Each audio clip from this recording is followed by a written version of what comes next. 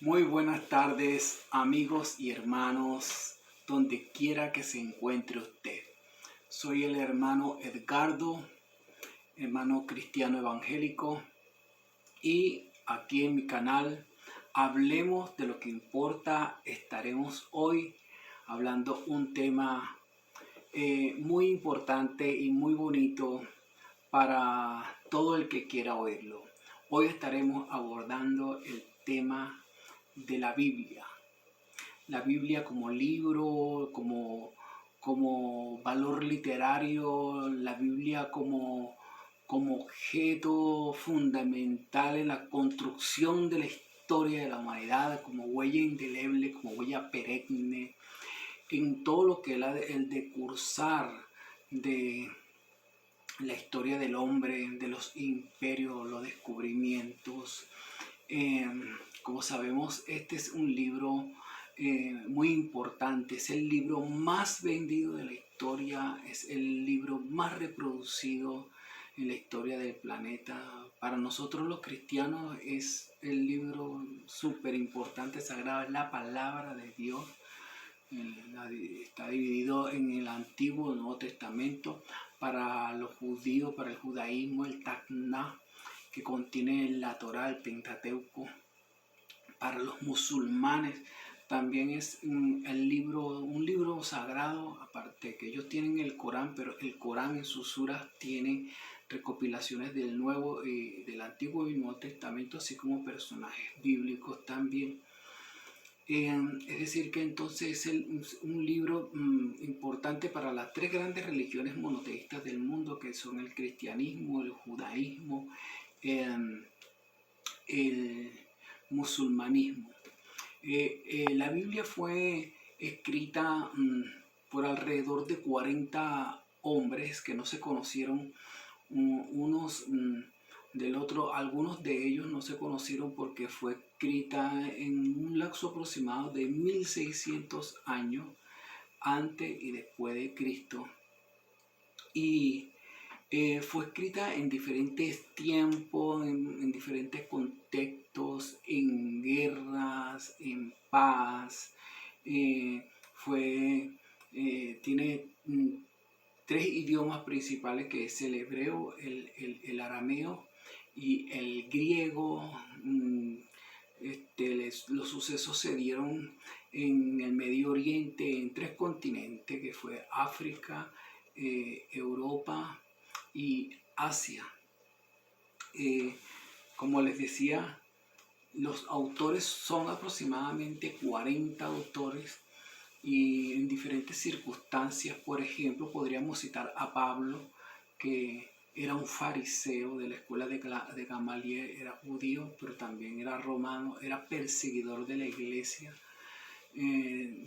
cristiana, del cristianismo en sus primeros tiempos. Posteriormente él también se convierte al cristianismo y termina siendo perseguido, después de ser perseguidor, y fue victimario y luego termina siendo víctima, y dentro de las cárceles escribió la mayoría de sus cartas, que después vinieron a ser las cartas de Pablo. Entonces tenemos fariseos, tenemos también, por ejemplo, otros hombres. Por ejemplo, por aquí tengo a Mateo, que era un recaudador de impuestos, que escribe el libro de Mateo. Tenemos a Lucas, que era un médico. Lucas sí es el único que no es judío dentro de los que dan el aporte en la Biblia. Él escribió navegando en barcos. Eso es lo que se tiene por investigación. Tenemos a David, que era un pastor de ovejas. Posteriormente vino a ser un rey, o fue el primer rey, y fue uno de los reyes de Israel. Es el David que pelea contra Goliat. También fue músico y poeta. Es decir, que tenían diferentes oficios, profesiones, niveles culturales, niveles económicos. Tenemos a Pedro, por ejemplo, que era un pescador.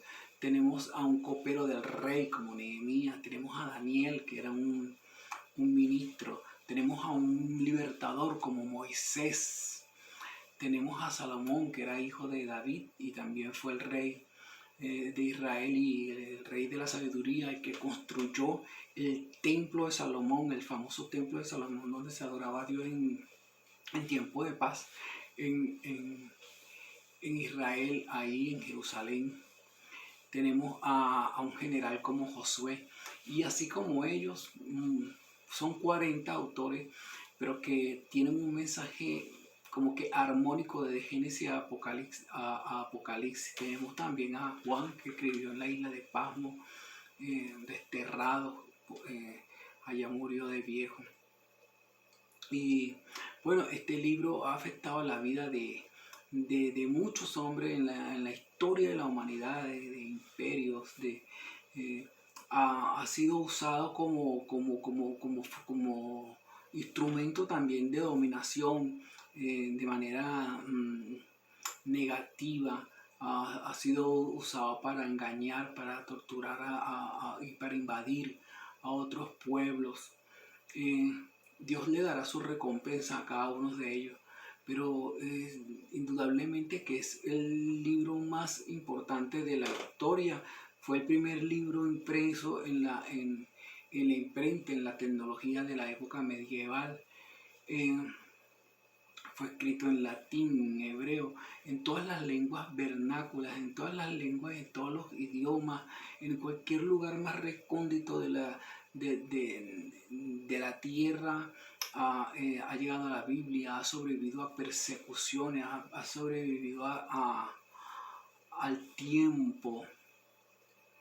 Como decía, es un libro que ha sido como inspiración para artistas. Ha sido un libro que se ha utilizado para hacer descubrimientos arqueológicos, el fundamento de las 3 grandes religiones más importantes del planeta Tierra, como ya le decía. Es un libro que ha sido estudiado en universidades por psicólogos, científicos, arqueólogos, filósofos, arquitectos.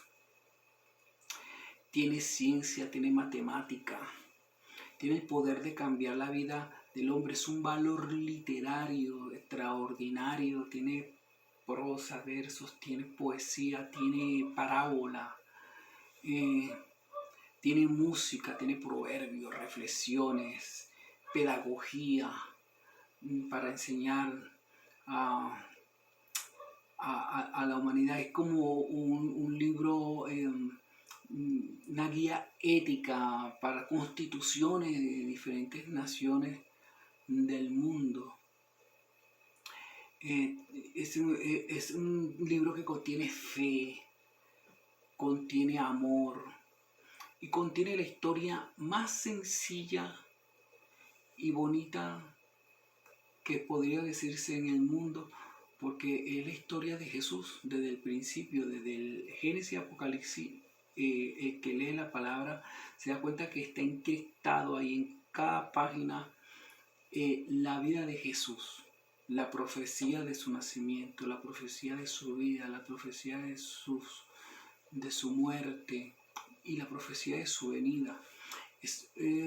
La Biblia es un libro que ha sido protagonista en la historia de la humanidad, en los imperios que han habido, desde el imperio de babilónico, pasando por el imperio griego, por el imperio otomano, por el imperio persa, el imperio romano, hasta el tiempo de hoy. En las grandes potencias se fundan como Estados Unidos y en otros países en base a la palabra de Dios. Tenía que ser así, porque de otra manera no podía entenderse que fuera la palabra de Dios. No se ha podido descifrar.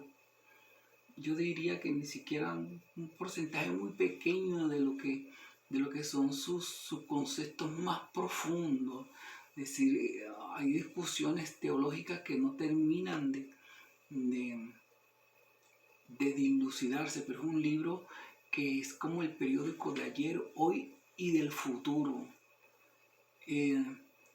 pero tiene ese mensaje sencillo, el mensaje de salvación, el mensaje de Jesús. Y de cada una de estas cosas que tiene la Biblia podríamos hablar muchos videos, pero me gustaría solamente hacer una reflexión sobre, por ejemplo, lo que es la parte de la profecía, porque hablando de los imperios que han existido en la tierra y hablando de Jerusalén y de Israel, de los judíos, porque este libro trata de la historia de Israel, pero va dirigido al mundo, es solamente una analogía para que tomemos como reflexiones sobre lo que le pasó a Israel y le llevamos a nuestras vidas. Un mensaje extraordinario. Podríamos hablar, por ejemplo, de la rebeldía de Israel, porque a ellos se les fue confiada la palabra, pero ellos no pudieron llevar la responsabilidad de cumplir con la ley, porque para el hombre no puede salvarse solo. Todo esto es un mensaje muy hermoso y Cristo es el que hace todo este trabajo, y la caída de Israel sirvió para que nos demos cuenta que nosotros sin Cristo no somos nada. En una de esas caídas de Israel, porque Israel en muchas ocasiones le fallaba a Dios, hemos oído todos que Moisés los libró a ellos de los faraones, que fue también uno de los escritores de la Biblia. Moisés se dice que lo escribió en el desierto, cuando estuvieron los 40 años en el desierto. Ellos tuvieron 400 años de esclavo en Egipto, pero posteriormente, después del reinado de Salomón, ellos fueron atacados por los asirios, el imperio asirio, en el año 721 a.C. Tuvieron 344 años dominados por los asirios, y luego vino Nabucodonosor, el imperio babilónico, que lo puede buscar usted en cualquier libro secular, no solamente en la Biblia, sino que la Biblia es un compendio de historia. Y ellos trataron de rebelarse contra Nabucodonosor. Nabucodonosor invade Israel, quema el templo de Salomón y se lleva a las familias más poderosas para Babilonia. Y ahí tuvieron 70 años, porque había una profecía que estaba escrita en el libro de Isaías, que se la voy a leer lo más rápido que pueda acá, que dice de Ciro. Este hombre Ciro no había nacido. Esta profecía de Isaías se está escribiendo 200 años antes de que naciera Ciro. Y dice: es mi pastor y cumplirá todo lo que yo quiero. Al decir a Jerusalén será edificada, y al templo será fundado, porque el templo había sido destruido, el templo de Nabucodonosor. Ya habían pasado 70 años de esa destrucción. Llega Ciro el Grande, que es del imperio medo y persa, invade Babilonia, y ahí estaban los judíos, y la profecía decía que a los 70 años iban a ser liberados. Y cuando llega Ciro el Grande, descubre que el pueblo está ahí y que su nombre está en la Biblia escrito 200 años antes que él nazca. Y sigue diciendo luego: así dice Jehová a su ungido, a Ciro, al cual tomé yo por su mano derecha, para sujetar naciones delante de él y desatar lomos de reyes, para abrir delante de él puertas, y las puertas no se cerrarán. Sigue diciendo otros detalles claros sobre la profecía, pero para no alargarlo mucho, podemos leer también lo que dice Esdras, y ya lo dice él mismo, el rey Ciro. Dice que en el primer año de Ciro, rey de Persia, para que se cumpliese la palabra de Jehová por boca de Jeremías, despertó Jehová el espíritu de Ciro, rey de Persia, al cual hizo pregonar la palabra, y también por escrito por todo su reino, diciendo: así ha dicho Ciro, rey de Persia, Jehová, el Dios del cielo, me ha dado todos los reinos de la tierra, y me ha mandado que le edifique casa en Jerusalén, que está en Judá. Es decir, ya había sido destruido el templo de Salomón por Nabucodonosor, y él lee que él tiene que reedificarlo. Cuando él entra a Babilonia y ve al pueblo sometido y que se habían cumplido los 70 años, y él se ve ahí escrito, él no le queda otra que creer en Dios, y entonces él libera al pueblo de Israel. Y no solamente esto, sino que contribuye con ellos para reedificar el templo de Salomón. Este templo de Salomón fue el mismo templo donde Cristo estuvo, y se habla de que sacó los mercaderes del templo, que habla de que si este templo lo destruye en 3 días lo levantaré, porque estaba haciendo la analogía de su cuerpo que iba a ser muerto y resucitado. Este templo fue destruido nuevamente en el Imperio Romano, en el año 70, cuando el general Tito toma como el poder en Roma. Y todo esto tiene una relación extraordinaria, pero esto, especialmente esta profecía me gusta porque habla de fecha incluso, y habla de nombres antes de que nacieran. Y la destrucción del templo fue en el 586 con Nabucodonosor, y en el 539 el imperio persa reconstruye de nuevo el templo de Salomón. Esto es historia en los anales de la historia, valga la redundancia, que lo puede buscar usted en cualquier libro, porque estos son imperios que existieron.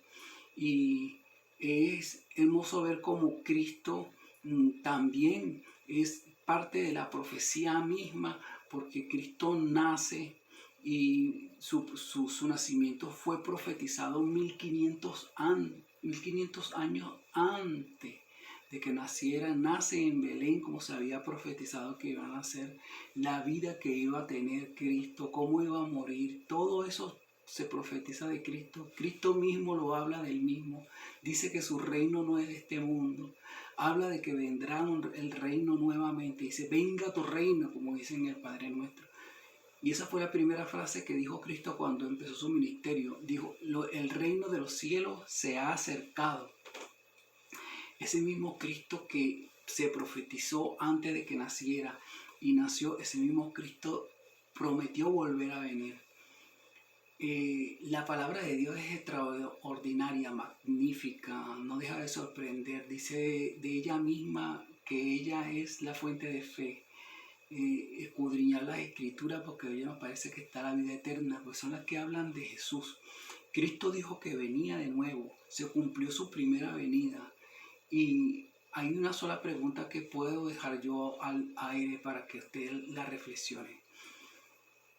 Si Cristo dijo que si se profetizó su venida y fue efectiva su llegada, y él murió diciendo que iba a volver a venir, solamente quedan 2 opciones. O Cristo mintió y es el gran mentiroso de toda la historia de la humanidad, o vuelve a venir. Muchos piensan y dicen, no, pero es que hace 2000 años, bueno, fue 1500 años antes de que naciera, y estamos celebrando todas las navidades, su nacimiento. Todo el tiempo nosotros hablamos de antes de Cristo y después de Cristo, corroborando que existió ese hombre acá en la tierra que hizo todos esos milagros y que prometió volver a venir. Yo creo que viene, yo creo que no es ningún mentiroso, yo creo que las profecías son reales, que se cumplen. Ahí está la palabra de Dios. Lo dejo para tu reflexión y para que tú elijas creer o no creer. Simplemente la palabra de Dios no se va a detener por ninguno de nosotros, pero Cristo murió por todos nosotros. Así que dejo esta reflexión para ustedes, y que tomemos la palabra de Dios, la desempolvemos en nuestras casas, que ese es un cofre de oro, un cofre de diamantes que Dios ha dejado para ti. Amén.